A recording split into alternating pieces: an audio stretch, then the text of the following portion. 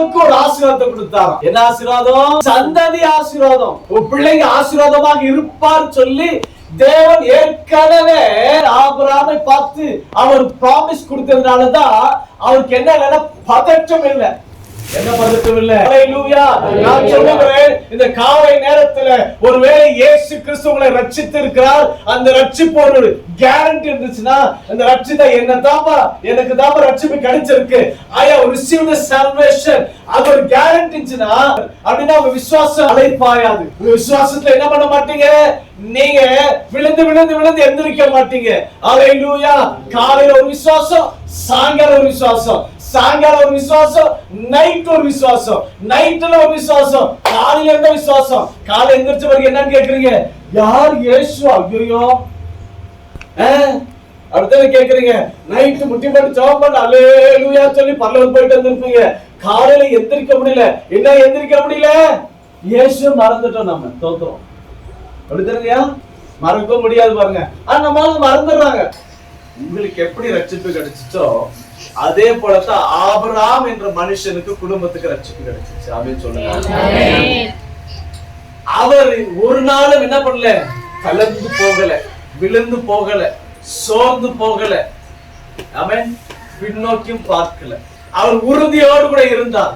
எப்படி இருந்தாலும் என் தேவன் என்னை சந்திப்பார். அவர் தானே கூப்பிட்டாரு. என்னங்க, அவர் தானே கூப்பிட்டாரு. அதனால அவரே பார்த்து கொள்ளுவார். ஆபிரகாமுக்கு ஒரு நல்ல பழக்கம் வந்து பாருங்க. ஆமென். என்னன்னு பழக்கம் இருந்துச்சு? சீக்கிரமா அவருடைய வாழ்க்கையில ஒரு 4 பழக்கம் இருந்துச்சு. பாத்தன்னு சொல்லிட்டு நாம ஜெபிக்க போகிறோம். இந்த 4 பழக்கம் உங்க வாழ்க்கையில வரணும். ஆமென். தானாகவே அவர் புரிந்து கொண்டார், நான் சேவிக்கிற தேவன் உண்மையான தேவன், ஜீவனுள்ள தேவன், எனக்கு வாக்கு கொடுத்த தேவனுக்கு நான் என்ன செய்யணும்னு சொல்லி அவரே புரிந்து கொண்டார். அவர் கிறிஸ்தவர் அல்ல, அவர் யூதரும் அல்ல, ஒரு புறஜாதி. வேதம் சொல்லுகிறது, பக்திவானை தனக்கென்று தெரிந்து கொள்கிறாராம். அல்லேலூயா. எத்தனை பேருக்கு புரியுது? இப்ப இவரு யார்கிட்ட போயிட்டு கத்துக்கிட்டு வரல, நான் இப்படி செய்யணும் அப்படி செய்யணும்னு சொல்லி. இவர் வாழ்க்கையில என்ன தெரிவு செய்தாரு? பலிப்பீடத்தை கட்ட ஆரம்பிச்சுட்டார். அல்லேலூயா. நம்முடைய வாழ்க்கையில கூட பலிப்பீடம் சொல்லி கட்ட நம்ம ஆரம்பிச்சிட்டோம்னா தேவன் நம்மளை விட்டு விலகி போக மாட்டார். தேவன் உங்களை விட்டு விலகி போக மாட்டார். ஏன் நம்மள விழுந்து போயிட்டு இருக்க தெரியுமா? we forget to build the altar. நம்ம கர்த்தருடைய பலிபீடத்தை கட்ட மறந்துட்டோம். நம்ம கர்த்தருடைய பலிபீடத்தை கட்ட மறந்ததாலதான் இன்னைக்கும் நம்ம விசுவாசி கூட இல்லாம இது கீழ்த்தரமா ஏன் இருக்கிறோம்னா, நம்ம விசுவாசத்துல சாதிக்க முடியல, நம்ம ஜெபத்துல உறுதியா நிக்க முடியல, வேதத்தை ஒழுங்கா வாசிச்சாலும் புரிய மாட்டேங்குது. ஏன்னா நம்ம பலிபீடத்தை கட்டாம இருக்கிறோம். ஆபேல் ஒரு பலிபீடத்தை கட்டினான், காயன் ஒரு பலிபீடத்தை கட்டினான். தேவன் இறங்கி வந்தாரா? இந்த இடத்துல ஒரு காரியத்தை பார்க்கிறோம். பலிபீடத்துல கட்டி பலியிடும் போது அதை ஏற்றுக்கொள்ளுகிற தேவன். விசுவாச வாழ்க்கையில என்ன பண்றோம்? நம்ம ஆரம்பத்துல ரொம்ப உற்சாகமாக என்ன பண்றோம்? ஒரு வைராக்கியமான ஒரு வாழ்க்கை இருக்கணும். பாத்தீங்களா? எத்தனை பேருக்கு அந்த வைராக்கியமான வாழ்க்கை இருக்கு? நான் இயேசு எனக்கு ரத்தம் சிந்தி எனக்கு ரட்சித்தார் சொல்லி எத்தனை பேருக்கு அந்த நிச்சயம் இருக்கு?